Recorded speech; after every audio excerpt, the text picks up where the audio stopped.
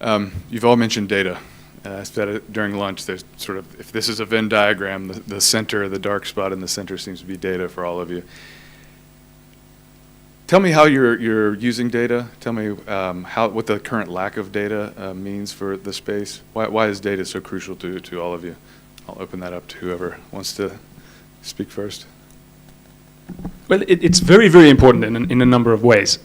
First of all, if you're looking at the energy sector, a lot of projects and companies and products have been implemented without data for the simple reason that they're fairly simplistic products, inanimate objects that don't really have the capacity to collect data. The downside of that is, of course, then you don't really know what's going on, perhaps until you do, after the fact, you do a bit of research to do monitoring and evaluation of your project. And historically, sadly, that's usually meant that the results were not quite as exciting as you might have hoped in anticipation. Being able to collect live data, aside from the point of being able to do a really good impact assessment, like I described earlier, also means that you can, on the fly, take action. So for instance, if I've sold for $150 a product to a household for whom that is a lot of money, and they've bought it on credit and they're paying it off, but I can see they're only using it once a week, I can get my call center to jump on the phone and say, listen, it's a free country, but we're very interested to hear why you're only using it once a week. And perhaps there is a good reason for that, perhaps there is not. I've heard reasons as far-reaching as I don't want it to get dirty or things like that. And we can make it clear to our customers, don't worry about that. If you need, there's always maintenance access for you. You can call us at this number, and then people might get more confidence and start using the product more. And so in many ways, data does really strengthen the proposition immensely. Aaron, how much does that factor into sourcing for your new cohort? I think our investment thesis around climate is really built around like 8 key opportunity areas, and data makes up sort of at least 2 of them, right? I think one big part of it is data for being able to price some of these risks, either for businesses to take action, or for insurance companies to incorporate into their risk models as well, or even for governments to take sort of like policy action, right? And I think there's going to be more and more demand for that data. I also think, this is talked about a lot, especially in Africa, with the price of mobile data and the price of sensors beginning to sort of drop, as well as the ability for these sensors to pick up more frequently occurring sort of weather changes or temperature changes. I think we're now at an incredible time in history where all of those factors coming together mean that we're now in a position to collect all this data accurately, precisely, and there's demand for the consumption of it to create products and to take action. Yeah. I would imagine these days the demand for data on risk modeling is pretty extreme. I love that we have a question. I don't like to wait to the end for questions. Yeah, I have a 2-parter, and one of it is almost the internet. I'm so sorry, it's just that. My name's Maya.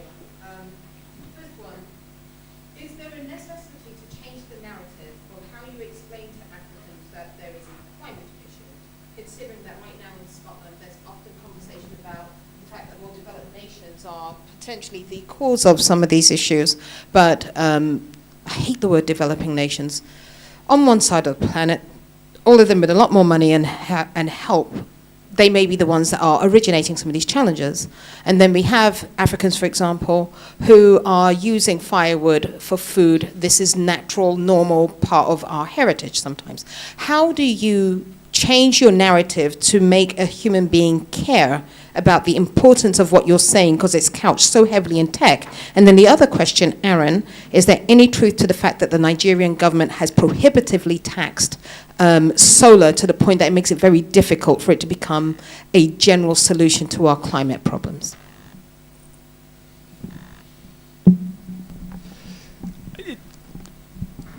To address that question, we don't actually talk to our customers so much about the climate problem. Our customers don't buy the product for that reason. They buy it for 2 reasons. One is affordability. The product saves them a lot of money. Because particularly the fact that it's for, let's call an off-grid household, the fact that our system provides electricity means they never ever need to buy kerosene for lighting, candles. They don't need to take their phone to the local shop to get it charged for 75 cents. They don't need to buy disposable batteries. They don't need a car battery to hang their house lighting system on. So there's that. And then there is the enormous cut in fuel use. the challenge historically of the energy sector has actually been that the business case on the cooking part, the firewood, is pretty weak because most of our customers collect their firewood. It's an enormous tax on their time, it's a tax on their health, it irreparably damages local forest resources, which then causes all kinds of other issues. But it doesn't have a huge cash out profile. And so just on the business case, it's always been difficult. The fact that the electricity comes with our system makes the business case strong. And so then it's just the money and the convenience. And if people want to hear about the climate impact, we do talk about it. It's in the instruction manual, that sort of thing. But our customers have bigger problems than global climate change. And like you correctly say, they're not really responsible for it. Unfortunately, there is a small nuance to that, because if you look at a lot of the sort of graphics that you quite often see at the COP, you see the American carbon footprint, the European carbon footprint, and then the sort of tiny African carbon footprint. That's incorrect, because unfortunately, many African households have a big black smoky column of smoke out of their roof every single night. And we're not counting that either because whoever's doing up the data doesn't travel to Africa very often. No, it's from wood. The wood, if you harvest wood unsustainably, you have a big carbon footprint. It's not as big as an American who travels a lot, but it is significant. And we seem to be ignoring the problem in part, to be sensitive to people's, but it would actually be much more helpful if we helped those customers address that problem, because they don't want that situation either. It has a lot of other negative impacts on them. And it sort of frustrates me when I see these graphics, which make people look away from some of the very real issues that are existing on the ground. I just want to say that we don't think there's going to be a ton of room for entrepreneurs to, impact the sort of supply chain and those kinds of challenges right now. But I think there's a lot of room for entrepreneurs to innovate around the financing mechanisms and affordability and distribution of some of these, innovative new climate solutions as well. So at Catalyst Fund, one company we backed in Mexico called Gravity, they've sort of been the first to launch pay-as-you-go solar water heaters, because again, as Ruben mentioned, that's a huge, electricity sink in any one household, right? So if we're able to get one of those things done right and make sure there's a way to get to the household in an affordable, appropriate fashion, I think that's sort of where we'll see most of the innovation and opportunity. And I think a lot of the changes that African households and businesses might need to make might not be one that they make as a result of wanting to do better or wanting to preserve the climate. It's really, you need to, else your business is not going to be successful, right? A majority of African farmers still rely on rainfall. I think the number is 98%, 97% in sub-Saharan Africa. Rainfall patterns are going to change. They're going to become more erratic. So farms adapting to become more resilient to these weather changes is not a matter of we want to do good for the planet. It's a matter of survival. It's a matter of necessity. So that's why we think that demand for that is just going to be incredible. Please, anyone, if you have questions, raise your hand as we go. We'll make this a small group so we can make this very conversational. Viola, you made me think about, oh, please.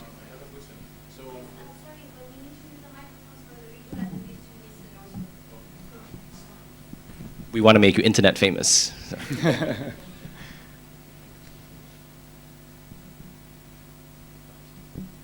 Thank you. My name is Ibrahim. I work at a company called Digified, and we do digital identity. And one of our main selling point is that digital identity is one of the most important factors when it comes to carbon foot reduction, specifically in Fintech. And this thesis, as you mentioned, that it's not sellable. So either customers, they don't care about this. And even what we see in Egypt and the transformation of banks going digital, they actually report on ECG and different kinds of reporting related to their carbon footprint emissions, etc. But they don't see the specific solution of fintechs is aligned toward their climate change initiatives, etc. Have you seen a specific use case where a successful adoption of a fintech product that directly was reported as a carbon footprint initiative?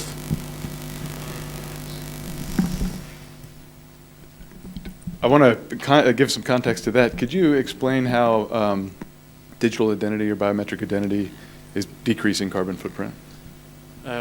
Okay, so the solutions of digital identity worldwide, it allows end users to create a bank account or create any type of a customer account on a bank or a digital lending platform while they are sitting at home, instead of going to a branch, a physical branch. So the carbon footprint reduction is mainly in the transportation carbon dioxide amount from their home to the branches, going back and forth.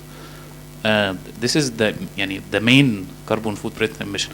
In Egypt, we have one of our clients that have calculated that the average distance between a household and the nearest financial branch is nearly 15 to 20 kilometers. And this is aggregating urban areas, rural areas, etc. So for the average individual to be able to access a financial branch, he would have to travel on average 30 kilometers in Egypt. So digital identity, beside the thesis of this is a mass customer acquisition tool, you can onboard the people easily at home, at night, in the day, anytime, anywhere. But it has the thesis of the carbon foot reduction of 30 kilometers in Egypt, for example. And this varies from one country to another, depending on the financial infrastructure of the country itself. Oh, interesting. So if I understand the question correctly, you're asking about other examples in which fintech can be directly reported as reducing carbon footprint. Any examples? Well, for me, I mean, I think the answer to your question is just volume. So if you reduce by 30 Ks, that's very commendable, but it doesn't quite add up to the sort of thing that will get people excited financially. And this is why I'm so excited about energy consumption in the household, is because everybody has it, and it is this sort of hidden resource that we're not quite accessing right yet. But by the same measure, if you had the hard data on those reduced miles of travel, if you then are able to quantify that, tokenize it, or put it in a carbon credit at least, and sell that, there will be willing buyers. And then that's when you make it exciting for your customer, because then they actually have an upside to taking climate action. And I think that is a very exciting way. I think the boring term for it is the monetization of externalities. The more we are able to monetize market externalities, the more we can basically align everyone's behavior with the greater good. And that applies very easily to carbon, because carbon is currently the most sort of most liquid, commoditized. But it could theoretically also apply to, say, health impact, because are there buyers or financiers willing to pay for health outcomes? Yes, absolutely. But we just don't have the ways of properly quantifying it with data in the way that they then think, okay, if I put my money towards this, I'm getting health impact. And so they might fund a clinic somewhere, even if that clinic then subsequently doesn't have a doctor and sits empty. If we can get data on all these impacts, it will be possible to monetize them, and we will get people to take the action that you want. And yeah, digital identity could certainly feature in that. If I may add to that as well, when it comes to other fintech applications, I believe dynamic tariff pricing for electricity is very important to address such a problem. If we know that the total emissions based on Bill Gates is around 51 gigatons per year, and that the electricity sector is around 12 gigatons out of those. So if we go and we employ dynamic tariff pricing based on smart grid technologies, we will be able to reduce this by up to 25%. So we are talking about a reduction of 3 gigatons out of the 51, which is around 6% of the total world emission. So definitely this should be highly adopted, and it's an easy fix. And when it comes to the investment that you will be making, it's very easy and very affordable. Changing gears a little bit, I want to ask a question. Viola's question made me think about geography.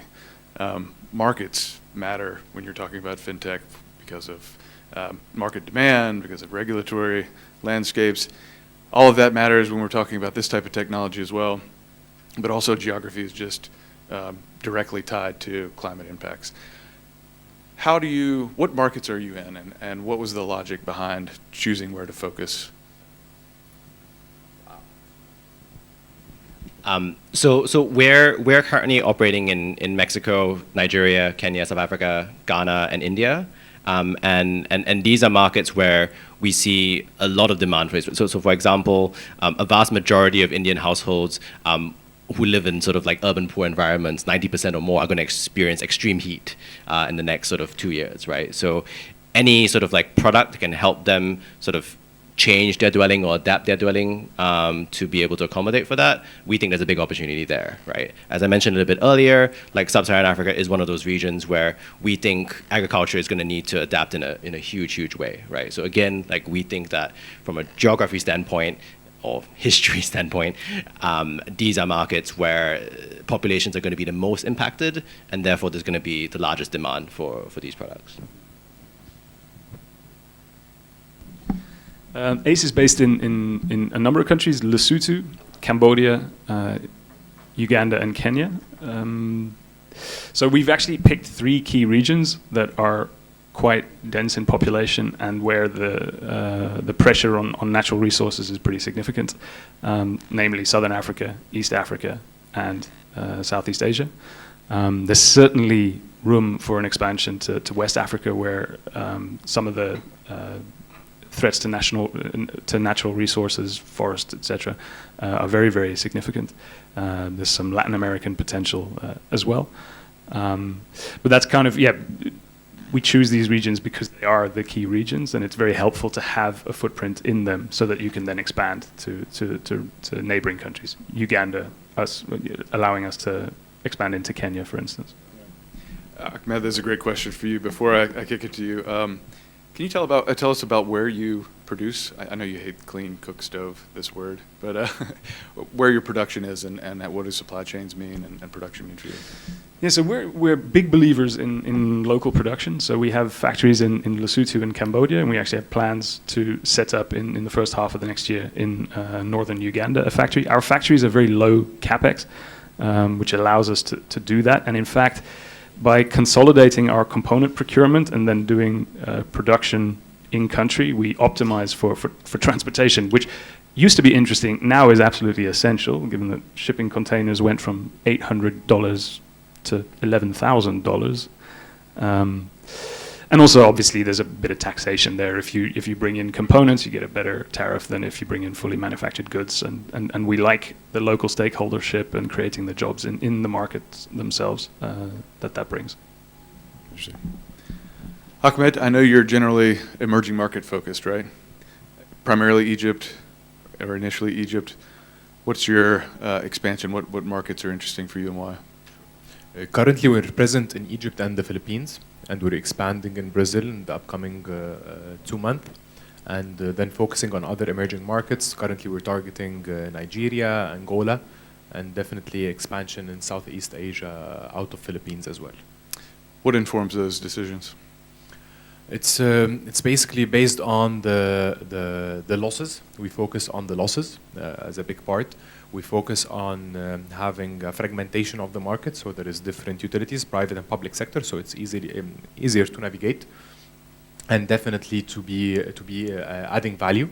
As the higher the losses, the higher the pain that we are curing, and we're going after the pain always. Yeah. I really like that point around pain, right? Because that reminds me again, like the early days of fintech, where we're solving go-to-markets where takes you 3 days to move $20, and it costs you $5 to move $20, right? That's sort of where the biggest fintechs ended up beginning to launch, right? And I think a lot of these opportunities are in a similar way go to where the pains felt strongest. Unfortunately, pain is quite unjust and tough, but yeah, I mean, I think that's where the opportunity is. Yeah, no, that's a good point. That's a good parallel. Yeah, I'd like to add as well that pain is pain, but pain makes it easier to solve a problem. The bigger the pain, the faster you can solve it. Yeah, and it's solution seeking at its finest, right? Yeah. In terms of geography, I'm curious, so it was recently announced, as you've probably heard, that Egypt will host the next COP27, and we're on the heels of COP26, so this is a time in which there's a lot of discussion and attention on these topics. we were sitting at lunch earlier, and someone sitting across from us said, "Oh, you're doing that? Can you come and talk to the Prime Minister in 2 days?" I was wondering, do you always get that traction that quickly, or was that a Egypt hosting COP27 type of outcome? No, I believe it's just one of the perks of being in a startup. You're going with the wave, so sometimes the roller coaster is up, and the other days it's down. So no, definitely it was a good up. Good up, good. Well, but on that note, how important is it that Egypt will host? What's that mean for your business? Actually, I came here today because I was trying to lobby to get a meeting with the ministers. So I'm grateful for that, and I believe it's very important that it will help us. We're very happy that clean tech is having lots of spotlight currently, and that we believe that having the world spotlight on COP27 next in November, we believe that it's a massive opportunity. So the thing is that we will need to get ready for it. We need to have phenomenal results in order to be able to ride this wave in the most efficient way. Yeah, yeah. Just be careful of time. I think we probably have 5 more minutes. Again, we'll keep talking, but please raise your hands if you have any questions. Aaron, I want to come back to you. We talked earlier about there not being a really deep pool of entrepreneurship around digital finance for climate resilience, for this nexus of fintech, digital finance, financial inclusion, and climate mitigation. What are you looking for in this cohort, and can you kind of give any high notes of some solutions out there that are being pioneered that you're excited about? And keeping in mind we've got several hundred potentially climate fintech entrepreneurs watching virtually. Yeah, sure. I mean, I don't want to go through like our full investment thesis, but I guess just high level, we're looking for a lot of, I guess, insurtech solutions, as well as data solutions to be able to, inform insurance type decisions. We also think there's a big opportunity in sort of financing models for, adaptation tools and equipment. We also think, of course, that when it comes to new livelihoods, so like how do you help a shop owner or a farmer like prepare for these shocks? Like we're looking for solutions that help them do that. Obviously, we talked about carbon payments, but we think there's a lot of room and opportunity for enablers of projects to be able to quickly generate carbon credits or quickly be assessed or easily be assessed. And finally, emergency payments, right? I mean, this is not really looked at in the sense that emergencies, how often do disasters actually happen? Well, the answer is disasters are happening more and more frequently, and that curve is only going to go this way. And, we talked about payments throughout all these conferences, and we're looking specifically at solutions that can enable an emergency service provider to quickly deploy either insurance payments or aid payments to a wide variety of individuals or households very quickly post a disaster. So perhaps that's also where even identification services can help. So I mean, there are probably a lot of entrepreneurs out there that are having an amazing impact on population's ability to become more climate resilient, but they're just not thinking of themselves that way, but they actually are. And so we're also here to help them sort of think through how they can do that, right? We're learning a lot from our previous engagements with the Catalyst Fund that focuses on fintech. So for example, even in the fintech one, we worked with companies like SocoWatch, which was not lending initially to its merchants, but we helped build the lending module, which then helped it lend. So very similarly, we think that a lot of entrepreneurs that we can sort of jump in and help push towards channeling their solution to become more facilitative of climate resilience. Do you see that changing, the way these technologies and startups are positioning and identifying themselves? Do you see that transitioning to be more climate first instead of something you have to kind of dig out and discover is what they're doing? Yeah, I think that trend is certainly picking up. I think as we've seen certainly today, and as you rightly pointed out, there's not a ton. There's not a ton of entrepreneurs out there that identify as being climate resilience or climate adaptation focused, especially in emerging markets, right? Like what I will say is that there are lots of climate startups and climate mitigation startups in Europe and in North America and elsewhere, but there's a lot less here. in emerging markets. So the pool is still very shallow, and I think people are beginning to awaken to the opportunity. And I look forward to having more entrepreneurs think of themselves that way, at least tangentially to their first product. Yeah, great. Well, the pool is shallow, but we have two. We have two with us here today, so I'll close on just a forward-looking statement from you both. I know you have a lot of ideas, developments in the pipeline. Where do you each see yourselves, and where do you see ACE and Pylon in 5 years? Well, we certainly want to be collecting an enormous amount of data on the households that we're serving, and we want to be paying them for that data. That data represents something that is intrinsically valuable. It is one of the best things to monetize. Not monetize in a sort of Facebook monetizing its data way, but actually taking something that is truly valuable and just paying fair compensation for that. That sort of extra source of liquidity for the household could ensure that they could firstly make a switch to sustainable fuels entirely, but perhaps, I mean, we were talking about insurance, perhaps it could cover certain types of insurance, it could cover healthcare. This is a very important potential source of revenue for households who could use it the most. And we intend to be doing that. We want to be a lot bigger than we are right now in East Africa.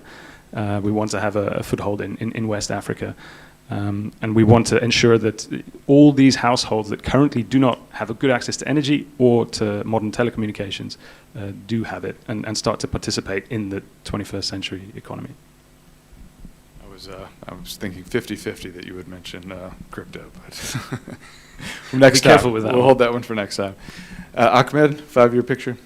Yeah, actually in 5 years we hope to be focusing on decreasing the emissions. We believe that we could have around 100 million customers connected to our platforms by then, and this is around emissions reductions of around 100 megatons, which is a huge number, and we hope to achieve it by then. And other than the perspective, the planet's perspective, there is the utilities perspective. We will be saving them lots of resources. We're talking about somewhere around $150 per household, per customer.